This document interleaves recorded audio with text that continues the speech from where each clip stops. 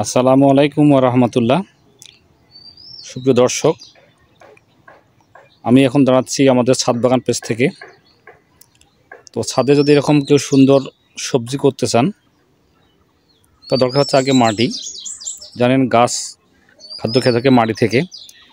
যেহেতু এখানে মাটির পরিমাণ কম থাকে, তাই মাটিকে তৈরি করতে হয় নির্দিষ্ট পরিমাপ মেপেই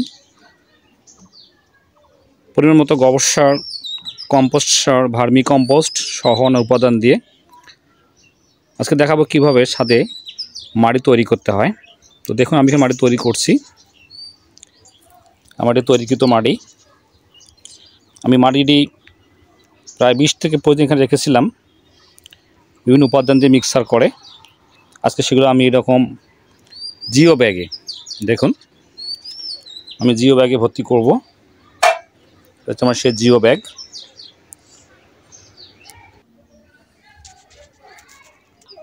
অনেকে বলে থাকেন যে গাছে শিকড় পচার জন্য ইউজ করতে পারি মাটির সঙ্গে। হ্যাঁ, দেখাচ্ছি এটি কার্বাডিজাইম। এটা প্রভামান ফাঙ্গাস মেডিসিন। এটি আমরা ইউজ করে থাকি এখানে মাটির সঙ্গে মিশ্র করে দিয়ে, যাতে গাছে ছত্রাক না ধরে বা পচন না ধরে। এটা ইউজ করতে পারেন। তো বিষয় হচ্ছে, যারা আপনার সাধারণত কম্পোস্ট সার কম পেয়ে থাকেন, তারা তৈরি করতে পারেন, নিজে তৈরি করবেন, কম্পোস্ট তৈরি করতে পারেন বাড়ি থেকেই। কীভাবে? হ্যাঁ, সেটি হচ্ছে আপনাদের বাড়ি থেকে কিচেন কম্পোস্ট যা বলি আমরা, আমাদের রান্নাঘরের থেকে বর্জ্য যেগুলো আমরা বের করতেন, সেগুলোকে যেন পচি সার করতে পারি। কি সুন্দর সার হয় দেখুন। আমি তৈরি করছি এখানে, এই দেখুন লাল শাকের পাতা, লাউ শাকের পাতা সহ তৈরি করছি সারগুলো। আমি একটি সুন্দর সার করতে পারি। তো সুদর্শক, দেখালাম ছাদ বাগানের মাটি প্রস্তুতকরণের বিভিন্ন উপায়।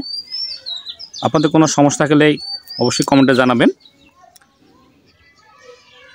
আর তৈরি করুন সুন্দর মাটি আপনার কাঙ্ক্ষিত গাছটিকে সুন্দরভাবে বেড়ে ওঠার জন্য। ধন্যবাদ সবাইকে। আল্লাহ হাফেজ।